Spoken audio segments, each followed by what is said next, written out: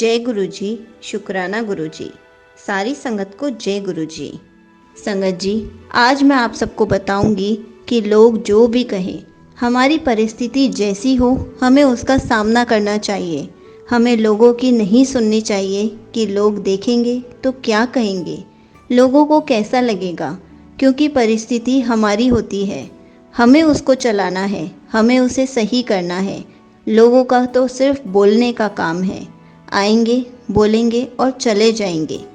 अच्छी परिस्थिति होगी तो भी हमारा ही अच्छा होगा, बुरी परिस्थिति होगी तब भी बुरा हमारा ही होगा।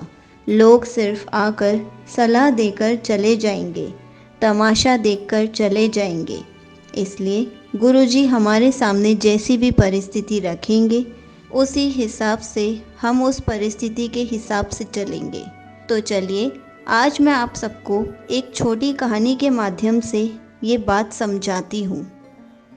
एक समय की बात है, एक किसान था जिसके पास एक घोड़ा था। वह अपने इस घोड़े से बहुत प्यार करता था। उसे अपने घोड़े पर बहुत गर्व था, जो किसान की कमाई का जरिया भी था। अभी इस कमाई से किसान अपने परिवार का पेट भरता था। लेकिन एक दिन वह घोड़ा भाग गया। उसके भागने के बाद समाज के लोग और उस किसान के पड़ोसी उसके पास आकर उससे कहने लगे, हे भगवान, तुम्हारा घोड़ा जिस पर तुम्हें बहुत घमंड था वह तो भाग गया। उसको तसल्ली देने लगे कि उसके साथ बहुत बुरा हुआ है। लेकिन किसान ने उसका जवाब बहुत ही सहजता से देते हुए कहा, हाँ, बहुत बुरा हुआ। फिर अगले दिन घोड़ा वापस आ गया। लेकिन सिर्फ घोड़ा वापस नहीं आया, बल्कि वह अपने साथ 3 जंगली घोड़े भी लाया। फिर उसके पड़ोसी उसके पास दौड़ते हुए आए और उस किसान से कहने लगे, आपका घोड़ा आ गया और अपने साथ 3 और घोड़े भी लाया है। यह तो बहुत अच्छी बात है, आपकी किस्मत तो बहुत अच्छी है। किसान बहुत खुश हुआ, उनकी तरफ देखा, फिर उसका जवाब बहुत ही साधारण रूप से दिया और कहा, हाँ शायद। कुछ दिनों बाद किसान का बेटा उसी जंगली घोड़े में से किसी एक को काम के लिए उपयोगी बनाने की कोशिश कर रहा था। लेकिन इसी कोशिश के दौरान घोड़े ने उसे ज़मीन पर पटक दिया और उसका पैर बुरी तरह से टूट गया।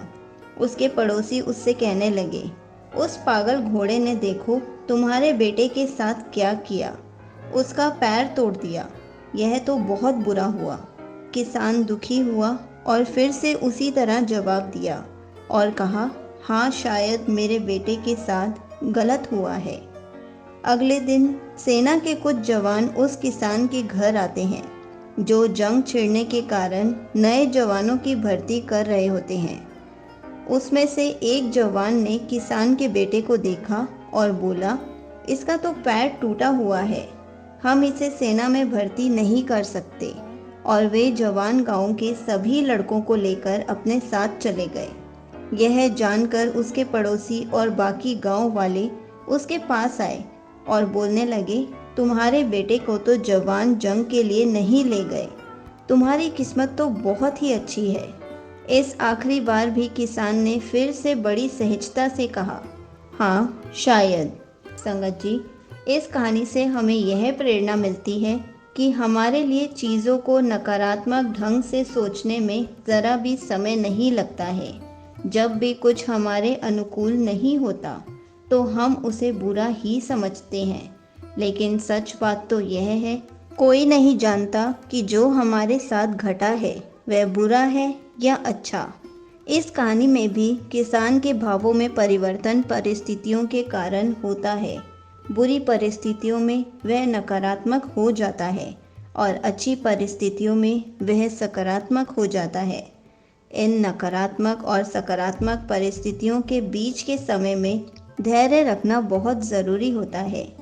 क्या आप वाकई में यह बता सकते हैं कि हमारे साथ जो घट रहा है वो गलत है या सही, बिना यह जाने कि भविष्य में उसका क्या प्रभाव पड़ेगा हम पर या हमारे जीवन पर? मुझे लगता है आपका जवाब होगा नहीं।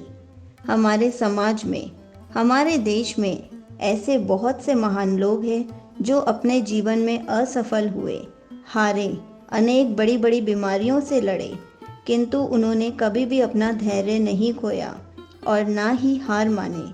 यही आगे चलकर बड़े प्रसिद्ध हुए, सफलता के मुकाम पर पहुँचे और महान बने। हमारे बड़े बुजुर्ग सही ही कह गए हैं कि जो होता है अच्छे के लिए होता है। यह छोटी सी लाइन हमें बहुत कुछ सिखा जाती है और ये बात हमें कभी नहीं भूलनी चाहिए। हमेशा कोशिश करते रहो, जीवन के पथ पर निरंतर आगे बढ़ते चलो। इसलिए संगत जी, हमेशा कहा जाता है जो भी परिस्थिति हमारे सामने आ रही है उसका सामना करना है, चाहे वो अच्छी हो या बुरी।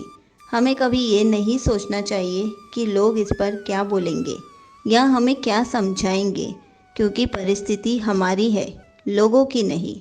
इसलिए हमें परिस्थिति जिस तरीके से लेकर जाए हमें उसी तरीके से चलते जाना है और उस परिस्थिति के अनुसार सब सही से करना है।